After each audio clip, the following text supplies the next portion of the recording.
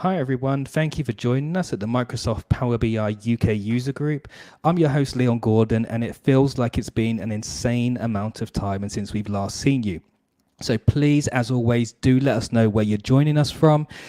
If you are going to be a Microsoft build, then obviously give a thumbs up in the chat as well. We look forward to seeing you all there. Please make sure you do join this year. Unfortunately, my co-host Pragati Jain will not be joining us this evening as she's been in Poland speaking at a conference there. But we do have an absolutely amazing special guest for us today. Today's session is going to look at pushing the boundaries of mapping in Power BI with none other than James Dales. Now, I know that a lot of you are already familiar with James, but I'll go ahead and give an introduction anyway. So James is the global capability lead for Power BI at Avanade and is a Microsoft FastTrack recognized solution architect.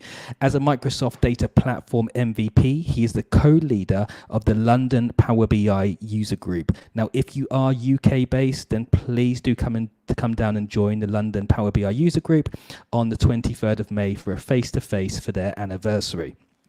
In 2019, he became the first member of the Power BI Contributors Program, working alongside the Microsoft engineering team to build new functionality into the product itself. So with no further ado, let me bring James onto screen with us. James, absolute pleasure to have you with us today. Thanks, Leon. Hi, everyone. Looking forward to it. Oh, definitely. Like I said to you backstage, James, this is going to be very interesting for me as well. I know that you are the man to come to in regards to maps, so very keen to see what you're going to take us through today. So I'll hand over to you and let's dive straight in. Great stuff. Thanks, Leon. Well, I promised earlier on Twitter and LinkedIn that I would have no slides, so I'm going to keep that promise and jump straight out of PowerPoint. And what I'm going to do today is run this session as back-to-back demos. No slides. Well, might pop up the odd one if I need to show a link or something like that. But the idea is we're going to do demo end-to-end. So anything could go wrong. So wish me luck. Hopefully it'll be fine. What I'm going to talk about, though, is how to make maps in Power BI, but going beyond the kind of things that we can do with the out-of-the-box visuals in Power BI. So if you're building Power BI reports and you've got some more advanced use cases that you can't do, say, with Shape Map or Field Map or the Bing Map, Azure Maps or Esri Map, so those being the 5 visuals that come out of the box in Power BI, then I'm going to show you, hopefully, using a visual that I created called Icon Map, how you might be able to achieve some of those more advanced capabilities. And rather than take you through all of that in slides, I thought, let's just build some maps together in Power BI Desktop and see how we get on. So let me introduce Icon Map first. That's probably the most sensible place to start. So Icon Map has been around actually now for 6 years, and it's been publicly available in AppSource for about the last 4 or 5. And this most recent incarnation has been around for just under 18 months. So you can get hold of Icon Map either in AppSource, so the custom visuals marketplace inside of Power BI itself. I'll show you that in a moment if you're not familiar with it. Or you can go to iconmap.com and go to the downloads page, and you can download the very latest version on here. And you can see that it's had quite an active set of updates since I released that version into AppSource. Can't remember when it was, but it was around about January, I think, 2021. So anyway, let's get on with it and move into the demos. So let's bring up Power BI Desktop. So the first thing I want to show is it's kind of the main reason that I created Icon Map in the first place, and that was to, instead of putting circles on the map, I wanted to be able to put images on the map. So, and this is very close to a customer requirement that I had a number of years ago that really kicked the whole mapping journey off for me right at the beginning of my Power BI journey. So let me show you how to get hold of icon map inside of here. So import a visual from file. So that allows you to pick it if you've downloaded it from the website. Otherwise, we do get more visuals, and that takes you into the Power BI Visuals Marketplace in AppSource. And then there's actually a category in here for maps, and you'll find icon map as one of those visuals in there. Wait for that to load. And then you just click add. Once you've done that, it appears as a new icon in here. So before I start making the map, let me just take you quickly through the data. So I've already imported the data into this model for this, and what it is, it's flight data.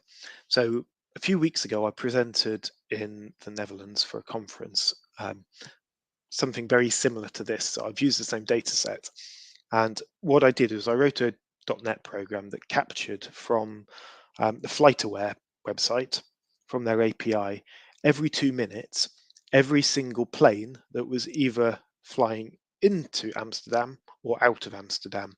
So basically, in the data set, if you can see this, every 2 minutes, I've got the ident of the plane. So this is its flight number. I've got where it was flying from, where it's flying to, its altitude, its speed, the longitude and latitude, and the heading. So which compass bearing it was pointing at the time. And I'll come back and explain waypoints a little bit later. So let's have a look at how we can start visualizing this on Power BI using icon map. So I'm going to add icon map onto the canvas, just make it nice and big. And I'm going to start dragging some of those fields on. So I've got a unique ID, which Nick Beresford, yes. It's slightly concerned now that we've actually got an expert in flight data, but hopefully this will be relevant for you. So I've got the flight number that we're going to drag on into the category. And we've got the longitude and latitude, so let's pull those in. We've got latitude and longitude. And I also need to provide the size. So these are the minimum fields that I need to provide to the map. So let's pull in altitude, and I'm going to set that to average. So what we get is a circle for all of the locations that those planes have been over time. But of course, we don't want circles. If we wanted circles on a map, then we could use Azure Maps, or we could use the default map visual, or even the Esri Maps visual as well. But we don't want circles. What we actually want is the image of an aircraft. So I'm going to go into the formatting options and expand out objects. And in here, so outside on an external website, out on the internet, I've got a picture of a plane. So I'm just going to refer to that by typing in the address of that image. Map.com/images-plane. If I've actually managed to type that right, no. Now I have. There we go. It's incredibly difficult to type and talk at the same time. It's not something I'm capable of doing, clearly. Anyway, so here we've got our planes. Now let's tidy this up a little bit. Firstly, they're all a bit blurry and transparent. So let's change the fill transparency to make them completely opaque. And let's make them a little bit smaller. So something like 25, that looks good. And I'm going to make the minimum size 5, and you'll see what that does a little bit later on. And actually, while we're here, we've got way too many planes on here as well. So let's put on a slicer. So if you remember, I explained that I captured the locations every 2 minutes, and that's indicated by this time bracket field. So if I put on a slicer for the time bracket field, and if I just pick one of those 2-minute intervals, we'll get the snapshot of where those planes were at exactly that 2-minute interval. Okay, so this is looking a bit better. We've got a map and we've got our images on there, pictures of planes.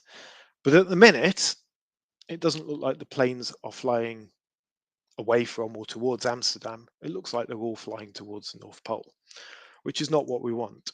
So let's sort that out first. So I'm going to go back into here into my objects formatting, and you can see here that I've got the ability to set the image rotation. So I can put in here a number between 0 and 360 degrees, and that will rotate my image around the compass bearing. Now, conveniently, if you remember in my data, I've also got compass bearing for the heading of the aircraft. So I can use conditional formatting on here and pick that heading field, change it to average. And now our planes are flying, or they're pointing in the direction of travel, which is much better. The only issue now is I can't see where my planes are really flying to. I know they're either coming to or from Amsterdam, but beyond that, I can't see what's going on. But also in my data, you remember I had the destination airports. So I've also pulled in a list of every airport in the world, which also has longitudes and latitudes in there for that airport. So if I go back into icon map, and you'll see here in my fields list, as well as the main longitude and latitude that we're using to plot the locations of the aircraft, I also have a destination longitude and latitude. So if I pull in latitude and longitude from my airport locations in here, and for some reason it's defaulted to count, let's change that to average. Otherwise, every value is number 1. There we go. Now we have a line from our aircraft to where it's flying to. Now, slight side effect with using a map on a computer like this is we have to flatten the globe, which means that our lines shouldn't actually be straight. So what we can do, again back in objects, is you can see here we can change our line behavior. We can make them straight, curved, or geodesic so that they follow the curvature of the Earth. So this is already starting to look a little bit better. These lines are a bit bold though. So I'm going to should make them a little bit narrower. Let's try 0.5. So this width field accepts decimal values, so you can go a little bit thinner. Yeah, that looks better. I can change the transparency in here, and you'll notice that on pretty much every formatting option in icon map, we've got conditional formatting available. So you can change the formatting, the color, the width, the transparency of every single object independently in icon map. We can even change the dash pattern on the line, so we can go 5 pixels, 4 pixels gap, 1 pixel. We can have independent different dash patterns on every single line if we really wanted to. Put that back. Okay, so fairly happy with this. The only thing is, obviously planes don't always fly in a straight line from where they are to their destination. Then they have to submit a flight plan and divert around storm systems, or or avoid different pieces of airspace. They very rarely just fly in a straight line. Now, conveniently, when I downloaded the data from FlightAware, for some of those flights, it also included a flight plan. So you'll see here that I've got a list of longitude and latitude coordinates representing the flight path that those planes should be flying. So let's see how we can also surface that on our map as well. So actually, just to explain, in my data set, I've got a row in here for every plane at every 2-minute interval. And then in addition, I've added an additional row for those planes with the flight path in as well. And so those planes will appear twice with different IDs. And what that will allow me to do is plot the flight path and the straight line and plane as well. So we'll end up with two different rows of data representing one plane, but it allows us to represent 2 different ways of showing that data on the map at the same time. So how do we go about this? Well, you remember back in objects, I hard-coded that URL of my plane image. Well, I'm going to delete that out, so we end up with circles again, and instead use the conditional formatting and point it back at that waypoints field that I just showed you. So we've got a row for every single plane with the URL of the plane in the field, but we've also got an additional row with those line string coordinates in there as well for some of the planes. So I'll add that on. Our planes come back. We still have the straight lines, but you can also see over here, we've got some more jagged lines in there as well, but it's a little bit difficult to distinguish. So let's just quickly change the conditional formatting on those. Actually, let's use this new rules capability on here. So let's say that if our waypoint is the picture of a plane, there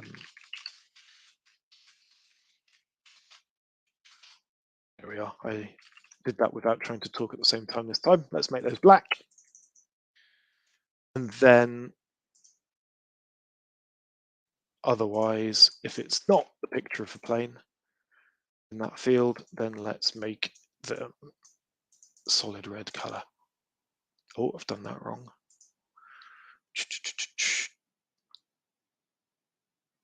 That's probably because I've mistyped something. That's frustrating. It's hard to see what's going on in the demo. Have I put a comma or something in there instead of a full stop? Yes, there we go. That's a lucky catch. That's more like it. There we go. So now we have our original data in black, but we also have these new flight paths shown in red. So I think I'm happy now with displaying the locations of my plane, the direction that they're traveling in, and the flight paths where we've got them. But let's see if we can improve the rest of the map as well. I'm not overly happy with this map background that we're using at the moment.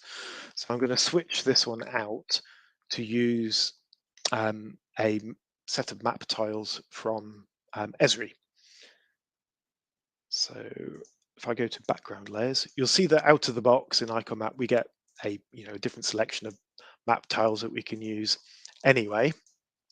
And if you've got a Mapbox API key as well, you can use Mapbox layers in here too. But you can actually put in any URL if you've got access to a subscription from another service, such as Esri. Then you can paste your URL in there. Often they'll need to have some kind of token at the end of the URL to identify that they're yours for any kind of payment that you might need to provide to a bespoke provider. But this one's from Esri.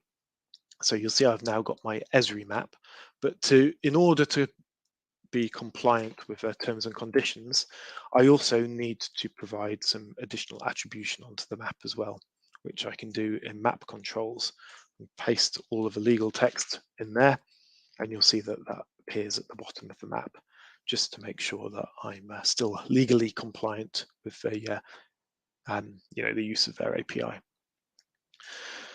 Okay, so where are we? So we've got a much nicer map background. Let's also customize things a little bit further. So let's also add on a custom overlay on top of my map background. So I've got a subscription with Open Weather Map. They provide a real-time weather API. So let's make it a little bit transparent. If I paste their URL for their live weather feed onto the map, then I get live weather superimposed on top of my map tiles. And then finally, I think we'll also add daylight terminator, so we can see where it's day and where it's night. Quite useful for looking at our flights. And I quite like this. If I zoom in far enough on here, you'll see that this is actually updated in real time. So every second, that line is very slowly moving its way across the map. But of course, this is historic data, so it doesn't make sense for this to be moving in real time. So what I'm actually going to do is drag in my time bracket field. So that's the same field as we're using here in the slicer, into the daylight date and time field well here. And if I just quick to flip to refresh the map, you'll see now that our line is in the place that it was on the 2nd of March at that particular time of day. Okay, so I'm a bit happier with that. I'm just going to change one setting. So at the moment, the map will jump around to make sure all of the lines and aircraft fit in it. I'm going to turn that capability off.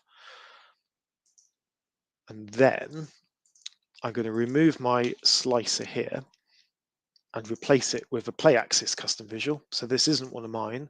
This is another third-party visual that you can get from the custom visuals marketplace called play axis. And I'm going to drag in my time bracket field in there and use the actual value, not the hierarchy. And then I'm just going to change its interactions so that it filters the map, not highlights it. And then finally, let's be brave. I don't know how this will work with the screen share, but hopefully we'll be okay. If I click play, there we go. Hopefully that's working through on your screens as well. You can see that we're replaying now this flight data over time. So we're looking at that entire 24-hour period of all the planes flying in or out of the Netherlands, and you can see that daylight curve moving across the map. Obviously somewhat faster than real time. This is obviously artificial, but in real life, obviously this could be a real-time data feed showing the locations of all of the aircraft. The other thing you might notice as well, if you remember, I set the size field based on the altitude, so you can see as the planes are either coming into land or taking off, they're either getting bigger or smaller. Okay, so I think we got to the end of the first demo without too many difficulties. It seems to have worked okay, so that's a relief. I'm going to move on now, unless there's any questions. Actually, before I do, are there any questions on this first example? Hi, James. First and foremost, amazing. We don't have any particular questions at the moment. We do have some comments coming in, so I'll just pull them onto screen for you to see. So we have Rishi joining us. So he says to say hello. We also have Jude's Ice Cream. So Jude and Anna, super interesting so far. And Ian Pike has joined us as well. So thank you for joining us, Ian. And as we just mentioned, Gavin Broughton has said that the demo is amazing. Similar for Nigel Cole as well. Excellent. One more comment just coming in for Gavin before I hand back over is please could you share the data set? I would love to be able to share the data set for this one. Unfortunately, it's one of the conditions of the API is that you don't share the data set because I actually have to pay for the use of that API. It's not a free one. However, if you do want to have a go with that kind of data, probably should have mentioned this at the start. If you go to the IconMap website, you will find in the usage and instructions there are all sorts of different examples on the site for all of the different techniques you can use, and there are downloadable Power BI reports that you can go in and see how they were constructed. Also suggest looking at the blogs as well, because there's lots of different step-by-step instructions again with the options to download the Power BI reports in there. So I can't share the exact one that I've just shown now, I'm afraid, due to legal constraints, but you'll find similar examples on the IconMap website to go in and have a go with. Fantastic. Thank you, James. We do have a couple more points coming in, and we also have Pragati joining us, so I'll bring her onto screen very shortly. So Samir has said mind-blowing in terms of the demo. We also have a question coming in from Jude and Anna. Did you ever manage to run this data in a streaming data set to make it real time or some similar proof of concept? So the short answer is yes. I probably can't mention the customer name, but there is a global manufacturer of aircraft engines that use something very similar to this in their operations center to manage their, well, basically every aircraft in flight with their engines on board. Absolutely amazing.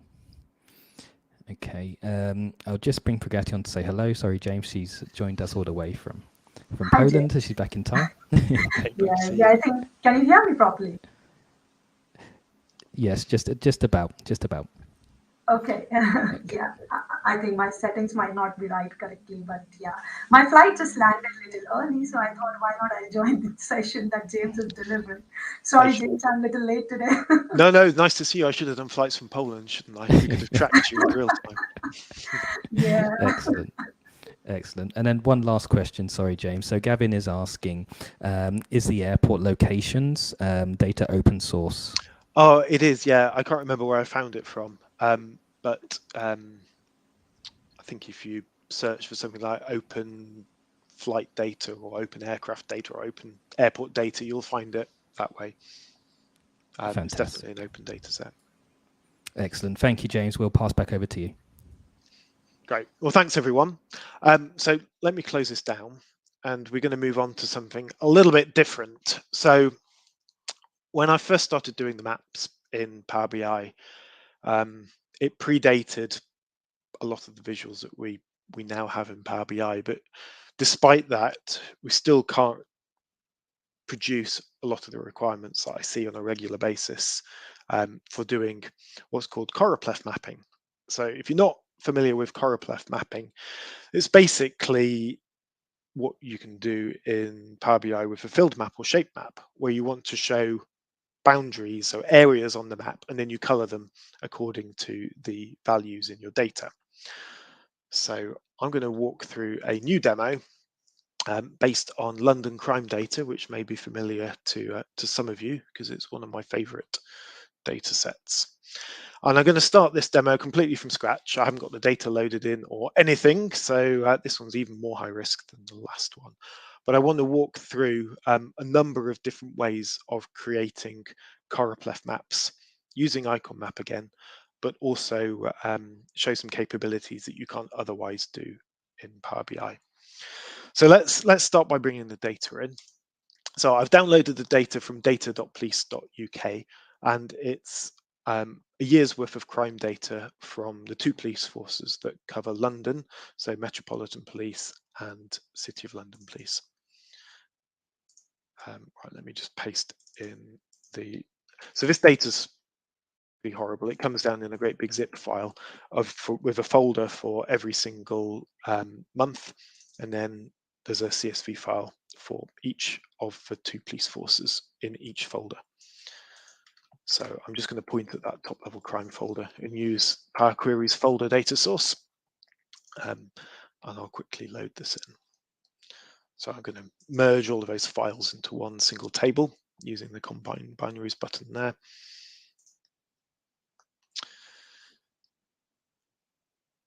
Okay, so let me walk you through the data quickly and I'll clean it up on the fly as we go through. So we don't need to worry about the file name or the ID. We'll keep the month. I'm not too worried about which police force the data belongs to because it's all London. I've got the longitude and latitude of the street where the crime occurred. I've got some general text. Note this isn't an address, it's just general text of describing that location. So say near a conference or exhibition centre, for example. I've got something called the LSOA code. So this is a lower super output area. It's a statistical region within London, just basically bigger than a postcode, but smaller than a local authority, describing the geographic location of where it occurred. I've got a name for that. We'll get rid of that. And I've got the type of crime. We'll remove those other 2 fields. So nice clean data set. I'm just going to make life easier for me and add a custom column in there called crime count with a hard-coded number 1, and that will just give me the ability to sum up all of the crimes. So it's 1 row per individual crime. Then I can just sum them up without having to create any DAX. I have a policy of not creating DAX in demos. It's high risk enough without writing DAX. And then I'm also going to bring in one additional file.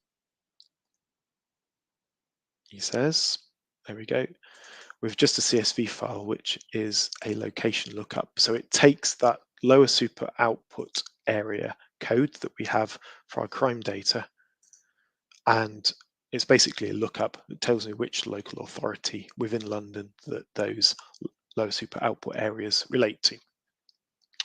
And I'm going to load that data in.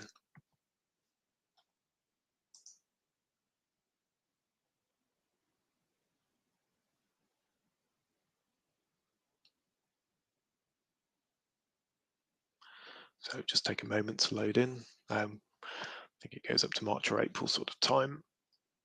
There we go. So it's about 1 million rows of data. We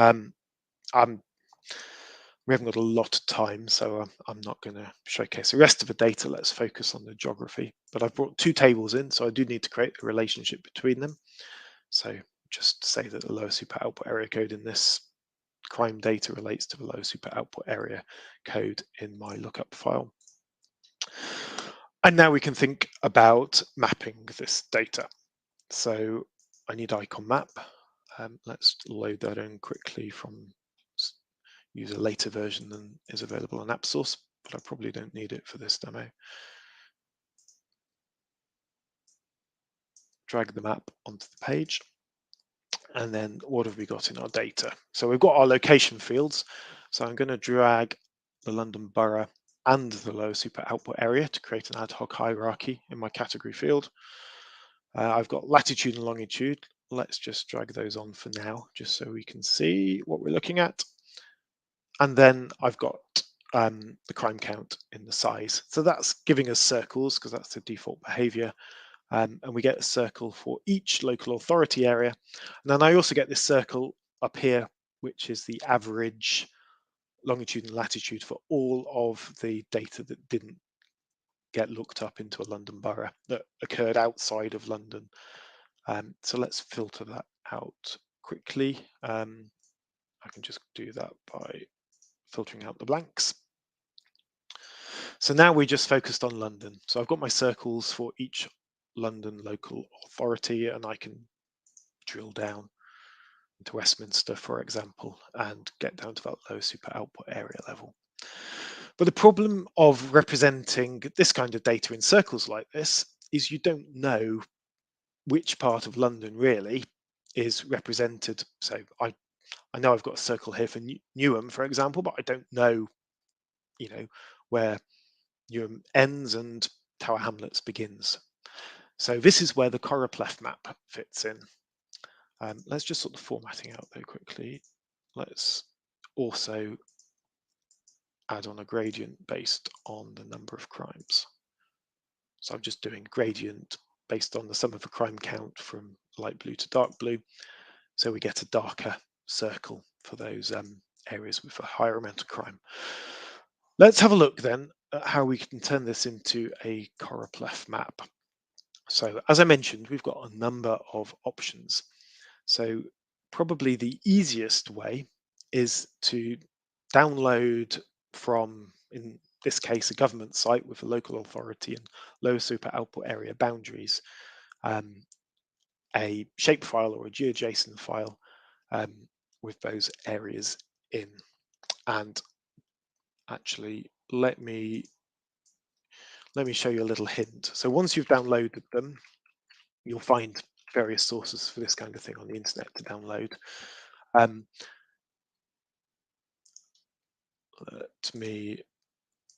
show you what I'm doing. I've got the files here. So I've got, where is it? This GeoJSON file. I'll import that in. So I'm using a website here called mapshaper.org.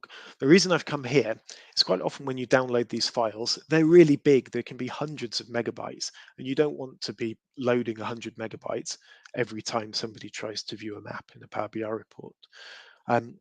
And quite often the reason they're so big is they're so hugely detailed at a level that you don't really need in your report. And this MapShaper website gives you the ability to simplify those right down. Now, obviously, you don't want something this simple.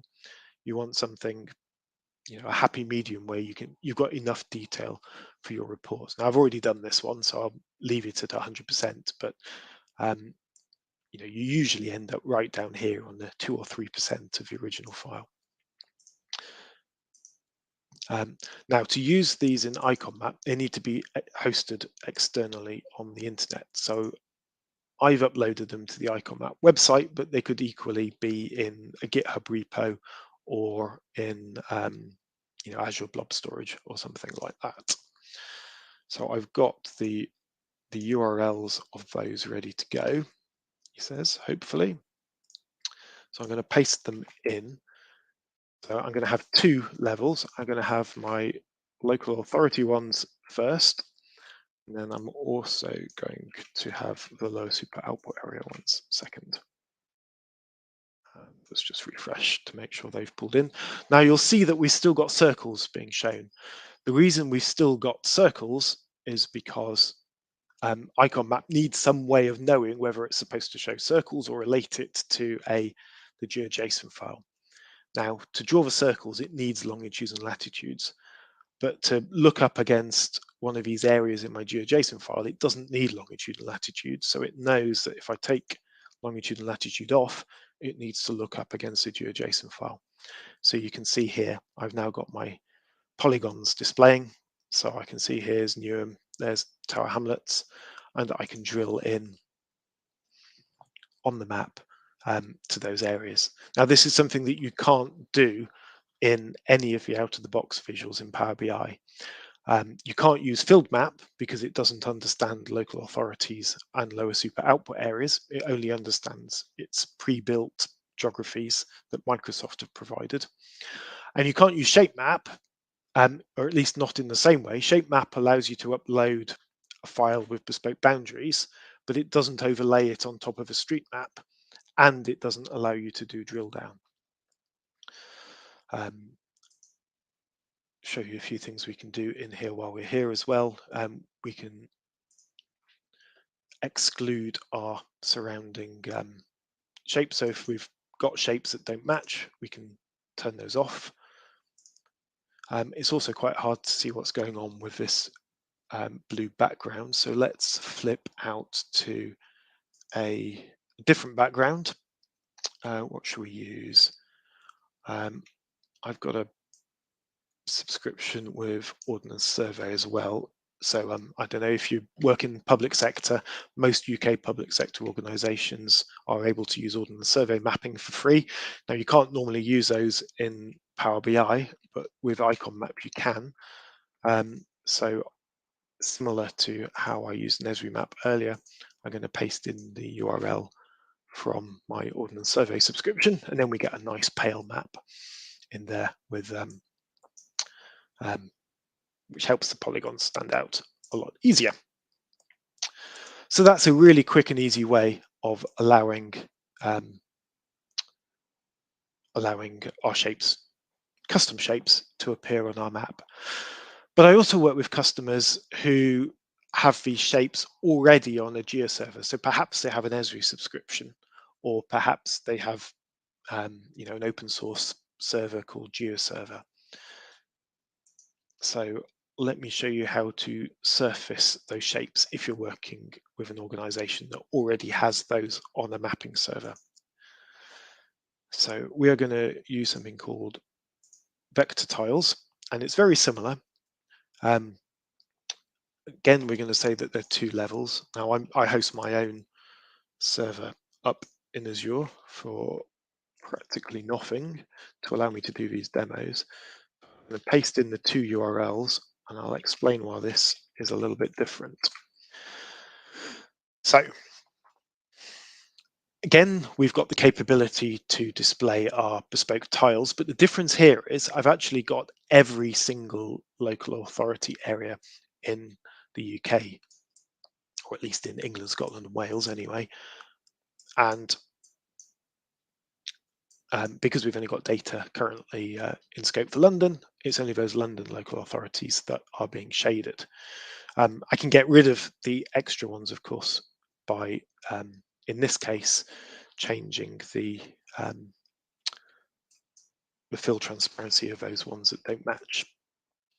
So I can remove the borders and the fill of all of the non-matched inactive shapes. And likewise, I can drill in, he says, hopefully, there we go, into Westminster, and you'll see that lower level of lower super output area. Now, similar to the geoadjacent, if I drill down everywhere, and actually let's put this back for a minute, because I think it will help explain what I want to show. The issue with using these is it's actually loading, oh, that's line width. Bear with me while I try and put this back. I wanted to put border transparency, and there we go. It's actually loading every single lower super output area in the UK, which there's no way you could do this with a GeoJSON file. It would just be too big. It would be literally hundreds of megabytes to get every single lower super output area loaded. But the advantage of using these vector tiles is the map is only calling from the map server those ones that are visible on the map at any one time. The downside is the map doesn't know where these tiles are to go and get them. So if I ask it to drill into Tower Hamlets, say, it doesn't know where Tower Hamlets is to know that that's the entire scope of the data to zoom in. So there are some little handy hints that we can give it. If I now pull in latitude and longitude back onto my map, of course we get circles back, but I can tell it to use those coordinates instead as the center points for our polygons. So now as I zoom in, the map knows where it needs to go and find those tiles using the longitude and latitude in our data, and will move the map there for us. So a little bit more complicated use case, but this is the only real performant way I found of displaying happily in real, lots and lots of detail as you zoom in. You don't have to simplify your polygons. You can have them in as maximum detail, and you can happily display 30,000 polygons, which is the maximum limit for a Power BI visual, 30,000 polygons at any one time on the map. So for example, you can display the whole of the data for the whole of the UK at the same time without having performance implications that you would have with a GeoJSON file. Okay, so that is two ways of displaying data, custom shape data with the ability to drill in and out and create a Choropleth map.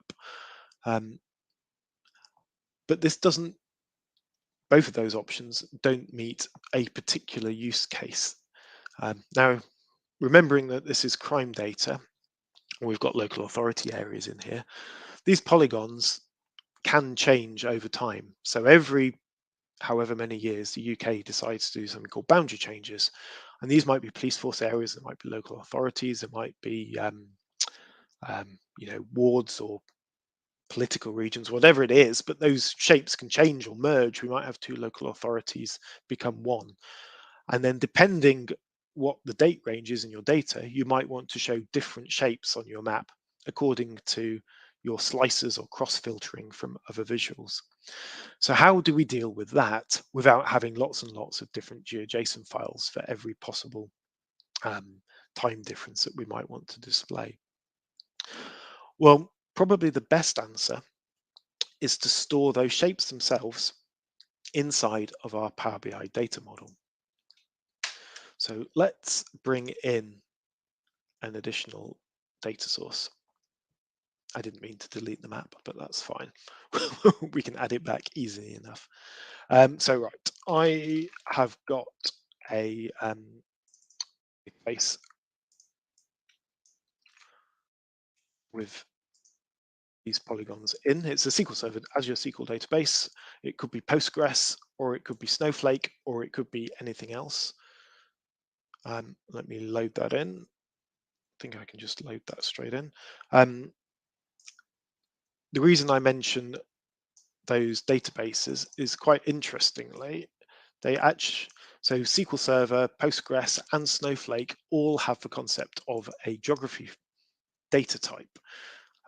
So I've just done select star here from my database table, but actually in SQL Management Studio, you can actually visualize the spatial data itself. Not everybody realizes that this capability exists in here.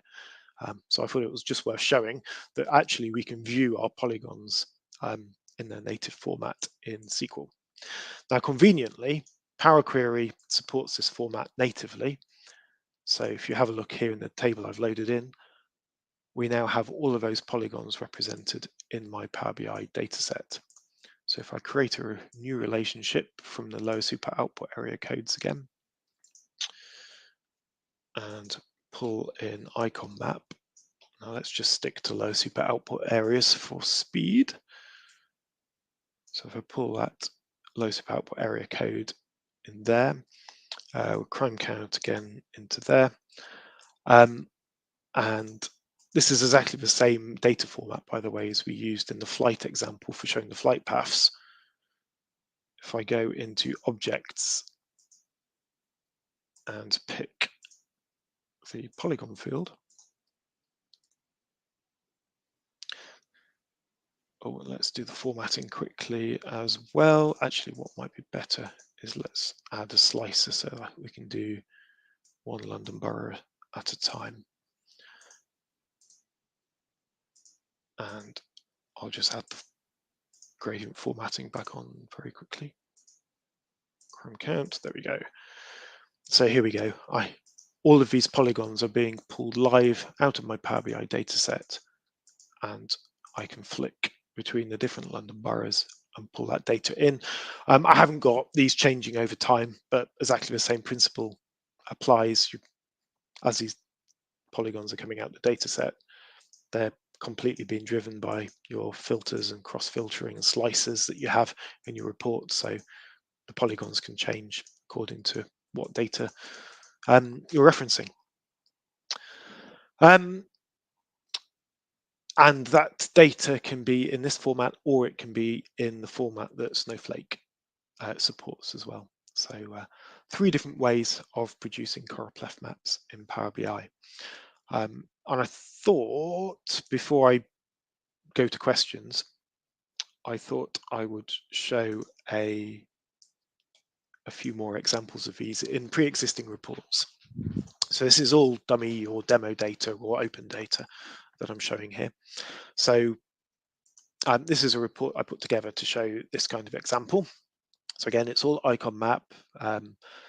This time we've got house price data in here. So every single sale of a residential property in London over a 20, 30 odd year period.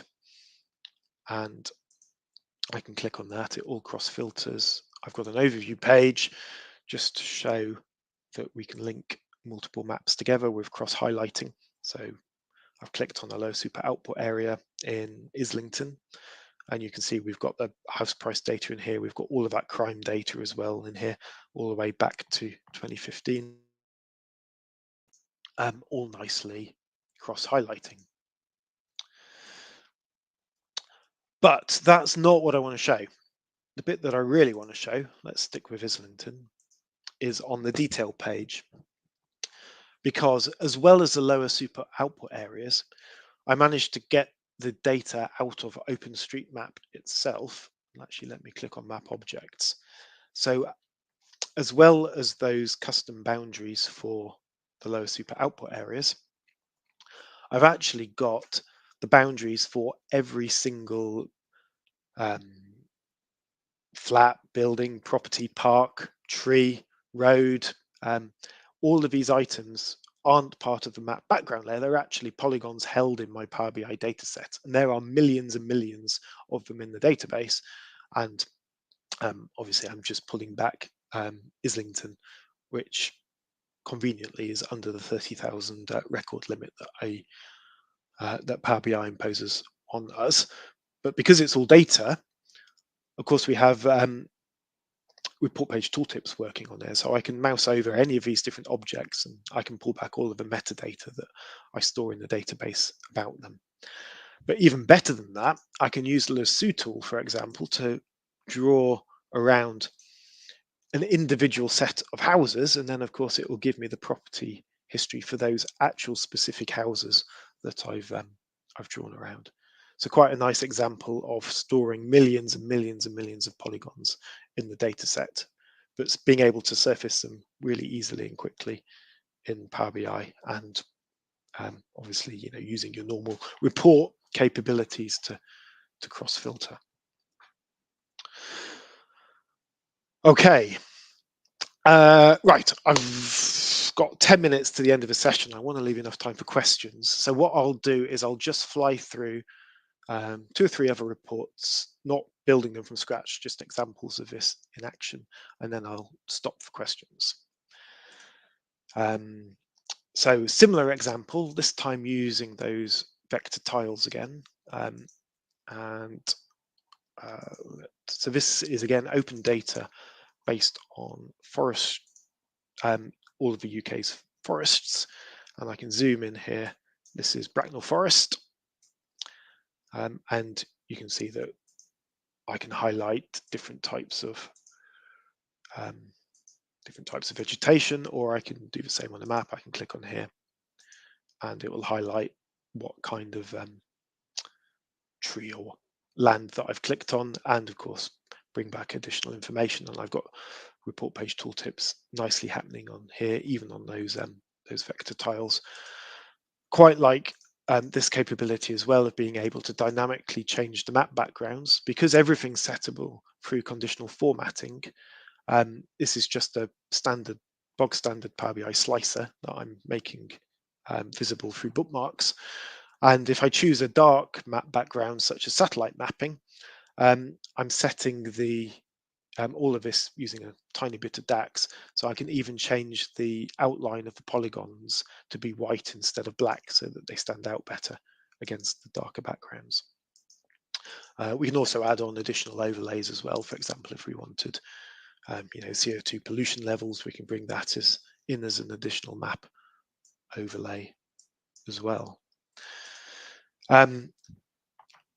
Conscious of time, but I want to show this one particularly. So this is quite a nice example of bringing back different types of map objects at the same time. Now, apart from my plain example, all the Choropleth mapping I've been showing has just been one type of object at a time. But this is an example of where we are showing images. So these S and T symbols are images. This is power infrastructure in Australia. I've got in my database every single power line in Western Australia, above ground and below ground.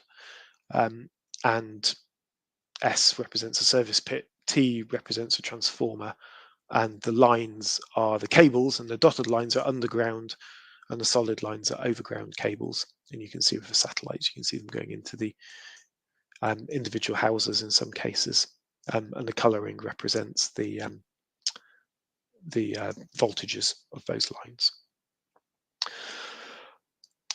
So everything I've shown so far has been based on real world maps, but of course they don't necessarily need to be real world maps. You can just use X and Y coordinates in icon map over an image. So this bottom left hand corner is pixel 00 up to the width and height, and then I can draw on top of that image using all of the same capabilities as I would on a normal map. So here I've got lines. Labels is something I haven't shown so far, but icon map can draw custom labels at any point as well, text of which is settable through conditional formatting, so you can specify your own data labels at any point on the map as well. And another example of that, railway map rather than a real map, but the trains on there are images with some labels showing when trains hit the destinations or are late or things like that. Anyway, I'm going to stop there. We've got 5 or 6 minutes left. Probably not enough time for all of the questions, but hopefully I've managed to get over all, of some anyway, of the different capabilities of icon map, and hopefully shown that you can do lots of things with maps in Power BI that perhaps you didn't think were possible at the start of the presentation. So Leon, I'll let you see if there are any questions. No problem at all. Let me be the first to say, James, absolutely amazing session. I can easily, without a doubt, say that Icon Map is the most robust and the best mapping solution that I've seen in Power BI, without a doubt. And I think that a lot of the attendees are echoing. So a lot of the commentary at the moment is around. So, for example, Krina, this is brilliant. Thank you for sharing, James. Nigel, totally brilliant. Jude's ice cream, so blown away by the lack of limitations here. How this data is put together would be a super interesting deep dive. Really echo that, and I think that just a bit of commentary is that you've only really touched the surface. Obviously, we're very limited time-wise in terms of these webinars, but I think we would love to have you back for further deep dives on this topic, definitely. Love to do more. Yeah, obviously, yeah, you could probably spend a day and still only touch the surface. So yeah, happy to come back. I can imagine. And Pragati, I'll pass over to you for a few more of the comments and questions. Yeah, definitely. I think, first of all, James, I'm sorry to say that, but this is the first ever session I've watched yours on Icon Map.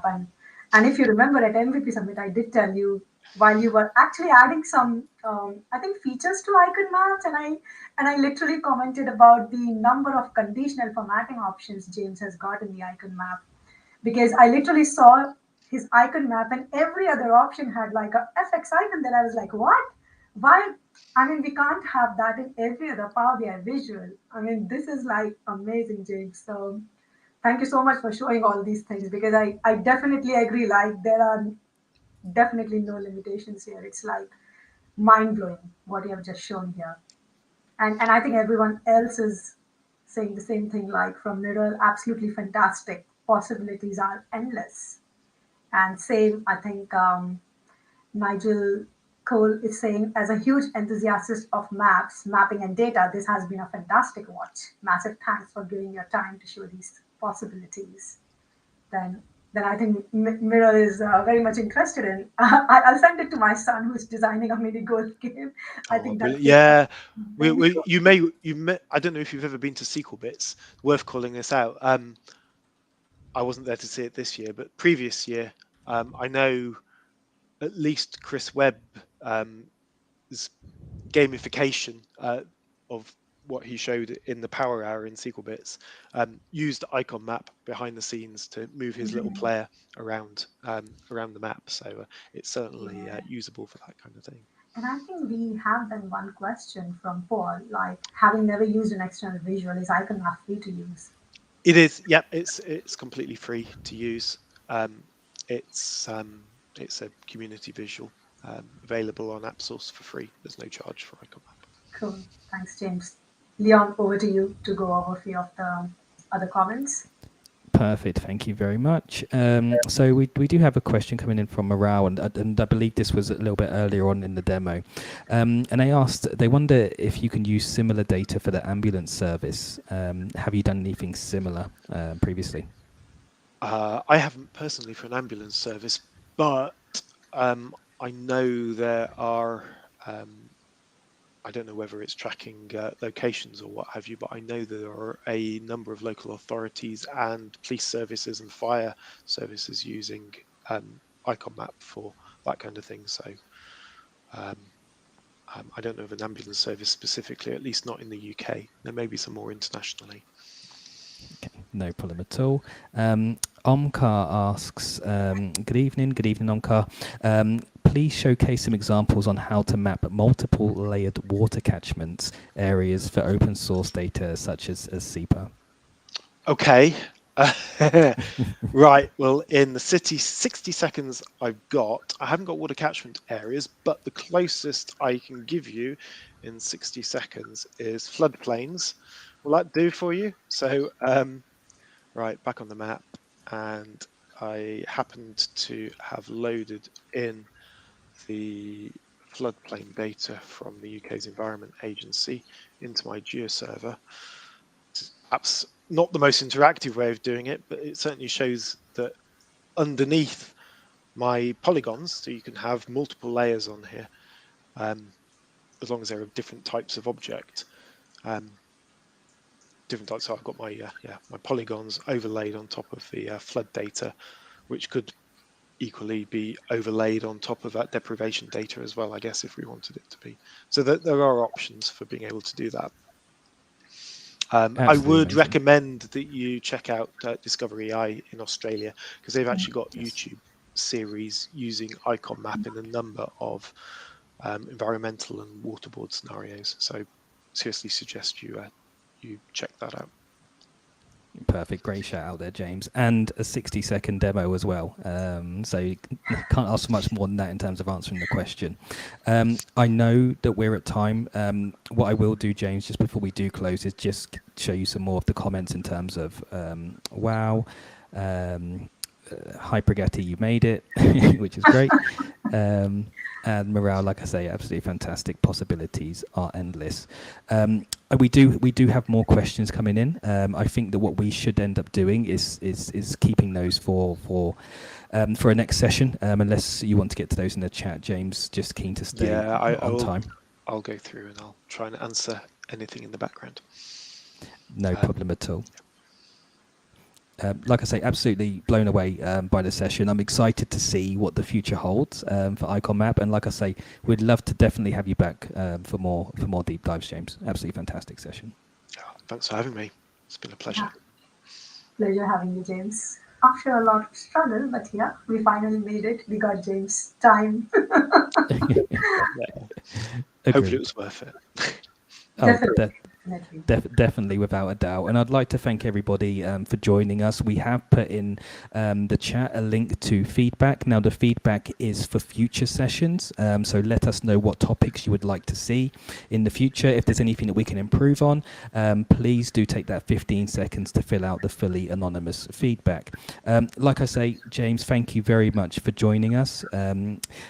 We do have some more webinars coming up for you shortly to be announced, so please do stay tuned. We know we've had a little bit of a hiatus. For those of you that are UK and London based, please do head down to the London Power BI user group anniversary on the 23rd. I believe it's 6:30 p.m. We will be posting about this shortly, but just head over to Meetup and LinkedIn, type in London Power BI user group and come and meet everybody face to face. Once again, thank you very much, everybody. You could have been anywhere in the world, but you've been here with us at the Microsoft Power BI UK User Group in association with Onyx Data. Thanks, everyone.